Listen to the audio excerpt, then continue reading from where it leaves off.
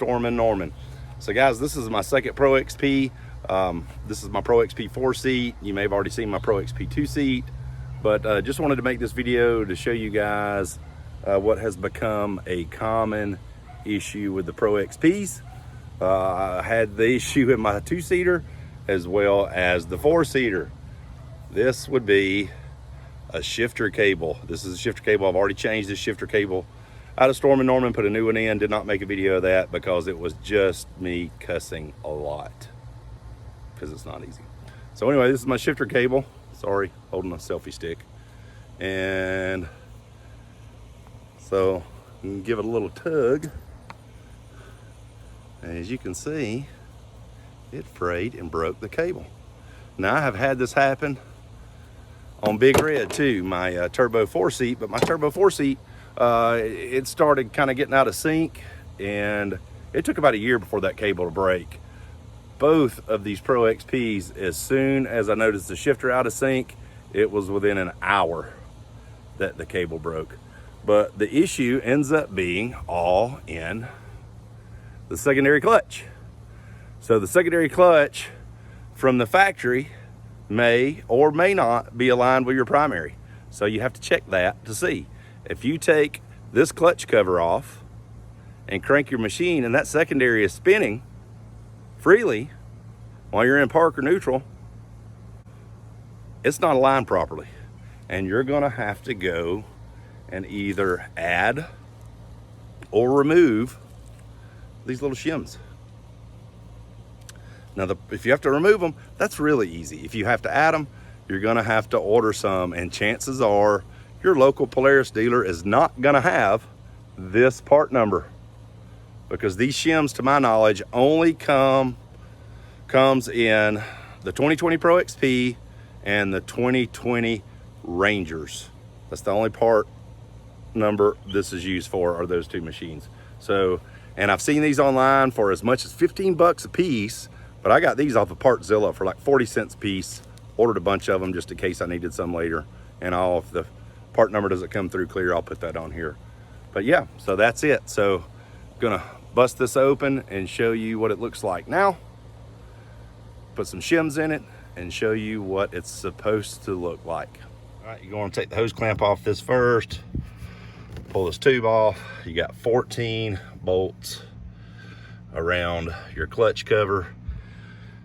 The new clutch covers are much easier to take off, as these bolts don't come all the way out. They hang on there, so that's nice.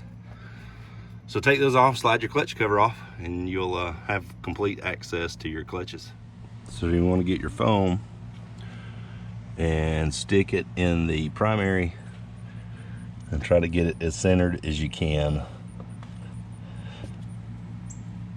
And take a photo.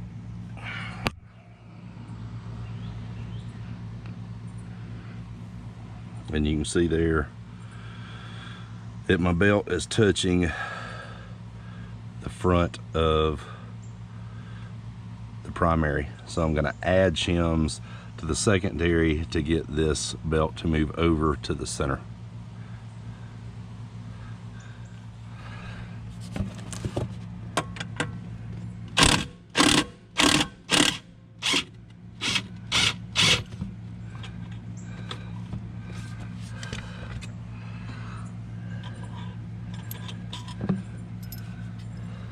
Actually, this one has no shims. Oh, yeah, it does. There we go. There's my shims. Got a lot of shims in it.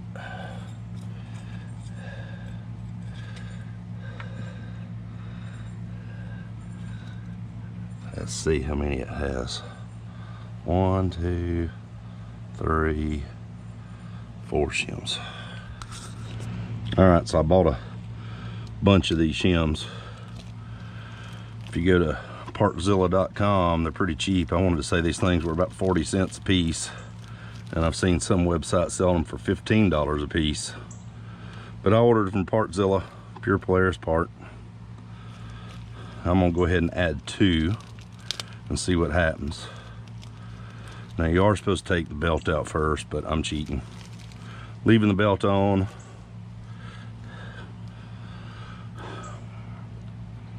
I'm gonna add 2 shims to the secondary and see how much that moved my belt, if it did at all.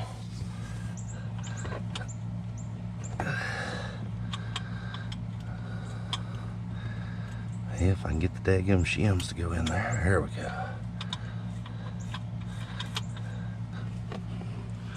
And tighten her up. Now you are supposed to torque this, and I'm using an impact, and I will come back and torque it, but for now I'm just throwing it on to fit it.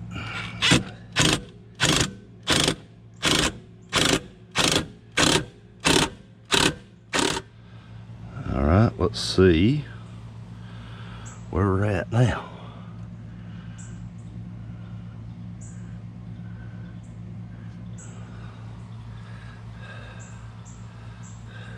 It's still up against that sucker. So let's add some more. Well, it's still got a ways to go, and Polaris says I can put up to 8. And I'm at 6. So I'm just gonna go ahead and add 2 more and make it an 8. Make her 8.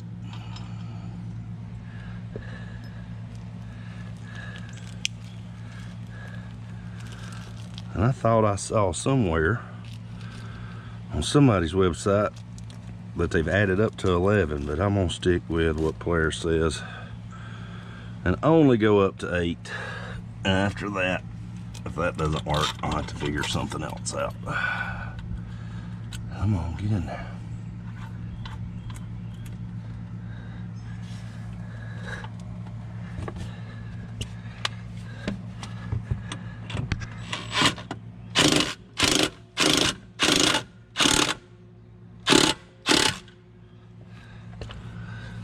Spin it clockwise.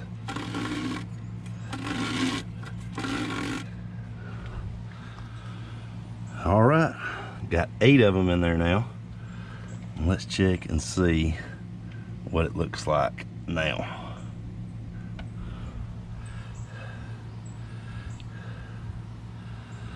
Well, there you go. See, now the belt is now not touching the inner or the outer sheave of the clutch, so we're good to go. Heck yeah. Let's crank it up, see how she looks.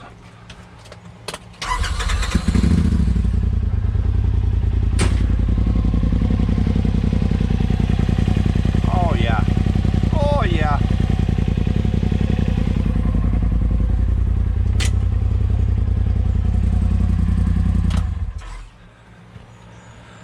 Well, that's it. Pretty easy, simple, straightforward. Would have liked to seen that done from the factory, but wasn't that hard. Just remove the cover and get the intake hose out of the way. Take some pictures, add some sheaves or remove some sheaves as necessary, and works like a charm. No more broken shifter cable.